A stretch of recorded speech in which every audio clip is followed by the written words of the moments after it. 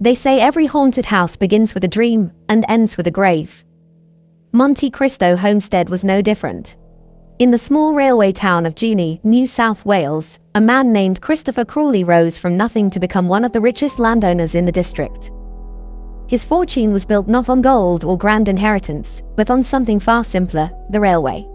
When the Great Southern Railway pushed through Junee in the 1870s, Crawley was clever enough to buy land at just the right time. He built a hotel for the workers, then a farm to feed them, and by the time the dust settled, Christopher Crawley was a man of wealth and influence. But wealth, in those days, came with a hunger to be remembered. And so in 1884, he commissioned the building of a 2-story mansion, lavish red brick, iron-laced balconies, and rooms large enough to impress even the most skeptical of neighbors. He called it Monte Cristo, Mount of Christ, a name meant to inspire respect, maybe even reverence. But if walls can absorb what happens inside them, then Monte Cristo was doomed from the start. Because for all its grandeur, the house was also a monument to shadows. Servants whispered of a mistress whose faith was ironclad but cold as stone. Elizabeth Crawley, Christopher's wife, was said to rule the household with strict religious devotion, demanding her staff follow rules that felt less like guidance and more like commandments. After Christopher's death in 1910, she retreated deeper into that devotion, locking herself away in the mansion for nearly 23 years. She rarely stepped outside. Instead, she watched Junee from behind her curtains, a black figure haunting the upper windows while the town below moved on. And when she finally died, the house did not let her go. Visitors to Monte Cristo swear that her presence lingers, pacing the halls, felt in the icy brush of air on the staircase or the sudden heaviness in the upstairs rooms.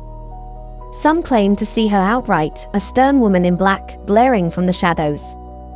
It's easy to dismiss such stories until you stand there yourself. Until you walk the balcony where servants fell to their deaths, or stand in the stable where a boy's life was cut short. Until you feel that weight pressing down on your chest, as though the house itself is reminding you, this is not just history, it's memory. Monte Cristo was built on fortune, but it was sealed in tragedy. And that is where the haunting begins. Every haunting has a heartbeat. For Monte Cristo, it was tragedy, layer upon layer of it, woven into the walls until the house itself seemed to breathe it back. The servants were the first to suffer.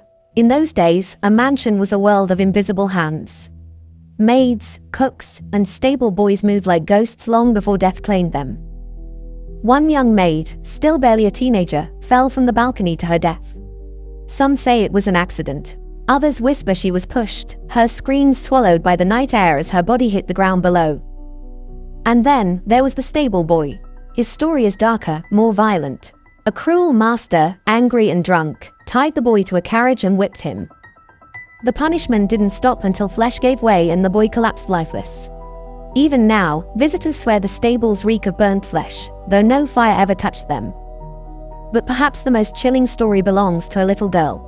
They say she was dropped down the grand staircase, thrown not by clumsy hands but by deliberate cruelty.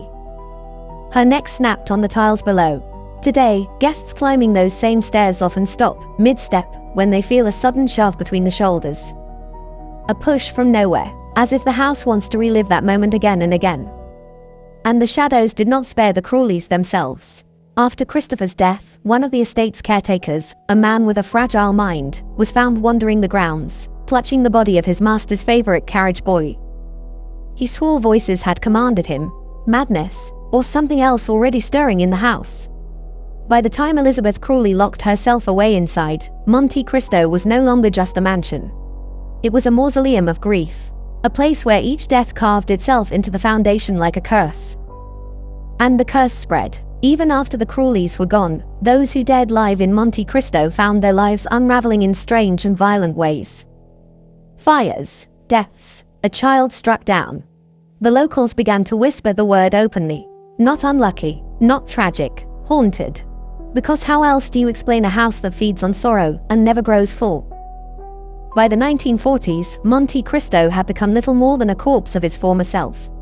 The Crawleys were long gone, their wealth dissolved, their lineage ended. The once proud mansion stood rotting on the edge of town, windows broken, wallpaper peeling in strips like shedding skin. Locals avoided it. Children dared each other to creep inside, but most never made it past the gates. They swore that something watched from the upper windows, a figure, pale and stern, always standing just out of reach of the sunlight. Elizabeth Crawley had been dead for years, but her presence lingered as if the grave had never truly claimed her. For decades, the mansion sat in silence, feeding on its own decay. But in the 1960s, a man named Reg Ryan dared to take it back. He bought the estate, restored its crumbling walls, and opened it to the public. He thought he was saving a piece of history. Instead, he may have awakened something that wanted to stay buried. The visitors came quickly, drawn by curiosity, by the whispered tales of blood and death. And they left with stories, chilling ones. Some claimed to see a woman in black gliding through the upstairs hall, her face hidden behind a veil. Others heard the steady click of high-heeled shoes across empty rooms, always approaching, never arriving. One group of tourists swore they saw a maid standing by the fireplace, hands folded, her face blurred and weeping. When they looked again, she was gone. The staircase became infamous. Guests complained of hands pressing into their backs, of cold breath on their necks as they climbed. A few even fell, just as that little girl had all those years ago. And then there are the photographs. Countless visitors snapped pictures, only to find ghostly shapes in the background. Faces pressed to windows, figures leaning in doorways. Most disturbing are the images of children. Children who were never there, dressed in old-fashioned clothes, eyes wide and unblinking. The Ryans tried to dismiss it as imagination, as folklore. But the stories grew louder, and even they began to admit things they couldn't explain. Doors locked themselves. Furniture shifted overnight. Once, late at night, Reg swore he heard footsteps pacing above him in the empty second floor. When he went to investigate, the air was so cold his breath fogged like winter, and he found a rocking chair, moving slowly back and forth on its own.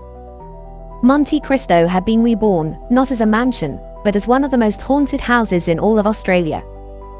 And for some, the question remains, did the house ever want to be saved? Or had it always been waiting for more souls to walk inside, so it could keep feeding? Today, Monte Cristo Homestead stands tall once again, its white walls restored, its gardens trimmed. Tour buses arrive daily. Visitors file through its rooms, laughing nervously, clutching cameras, daring each other to linger in the shadows. To outsiders, it's just a tourist attraction, a historic home, a curiosity. But if you've ever been there, if you've ever stood on its creaking floors as the sun dips low and the light bleeds through the stained glass windows, you know it's something else entirely. The house doesn't feel empty. It feels alert, watching, breathing. Ask the guides who work there and their voices will falter. They'll tell you about locked doors opening on their own, about sudden bursts of icy air in rooms with no draft, about whispers that curl up from the hallways when no one is there. One guide swears she saw a lantern moving down the staircase, its glow bobbing softly, yet when she followed, there was no one carrying it. Some say Mrs. Crawley never left, that her soul still walks the halls, keeping her iron grip on the mansion. Others claim the cruelty of the servants, the broken bodies, the blood spilled in those walls left a stain too deep to ever wash away.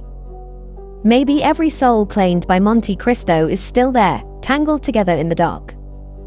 And then there are those who whisper something even more unsettling, that it isn't haunted by the past at all. That the house itself is alive. Feeding, learning, calling. Because no matter how many prayers are whispered, no matter how many renovations are made, one thing has remained the same for more than a century. Every single person who enters Monte Cristo leaves with a story. A shadow, a mark. And when night falls over the homestead, the windows still glow faintly, as though lit from within by something that doesn't need electricity. Something waiting. If you ever decide to visit, remember this. The house has been patient for a very long time. And it never lets anyone leave unchanged. Monte Cristo is not just Australia's most haunted house. It is Australia's most hungry. Thank you for hanging around until the end of our tale. Every view is appreciated. If you have enjoyed it, please hit that like button and considering commenting and subscribing.